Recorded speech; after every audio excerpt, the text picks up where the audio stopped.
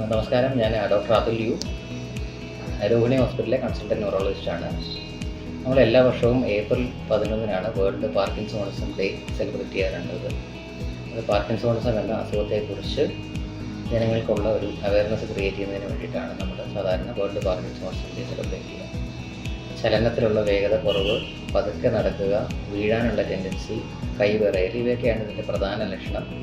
എന്നിരുന്നാലും നമ്മൾ സാധാരണ ഇത് പ്രായമുള്ളവർക്ക് വരുന്നത് കൊണ്ട് തന്നെ അത് മുട്ടുവേദന കാരണം, അല്ലെങ്കിൽ ഒരു ജോയിൻ്റ് വേദന കാരണം, അല്ലെങ്കിൽ സയാധിക്യം കാരണം പതുക്കെ നടക്കുന്നതാവാം എന്നുള്ളൊരു അനുമാനം കാരണം പലപ്പോഴും രോഗം കണ്ടുപിടിക്കുന്നതിന് വൈകിപ്പോകാറുണ്ട്. എന്നാൽ സാധാരണഗതിയിൽ ഒരു ഡോക്ടർ പരിശോധിച്ച് കഴിയുമ്പോൾ തന്നെ മിക്കവാറും പാർക്കിൻസോൺസിൻ്റെ ലക്ഷണങ്ങളുണ്ടെങ്കിൽ നമ്മൾ മനസ്സിലാക്കുകയാണ് ചെയ്യുക. അത് മറ്റെന്തെങ്കിലും ഒരു അസുഖത്തിന് ഒപ്പിൽ വരുമ്പോഴാകും ചിലപ്പോൾ നമുക്ക് മനസ്സിലാവുക, അല്ലെങ്കിൽ കൂടുതൽ നടക്കുന്നതിനുള്ള വിഷമം കൂടി കഴിയുമ്പോഴൊക്കെയാണ് പലപ്പോഴും നമുക്കത് അസുഖത്തിൻ്റെ ലക്ഷണമാണെന്ന് കൂടെയുള്ളവർക്ക് ബോധ്യപ്പെടുന്നത്.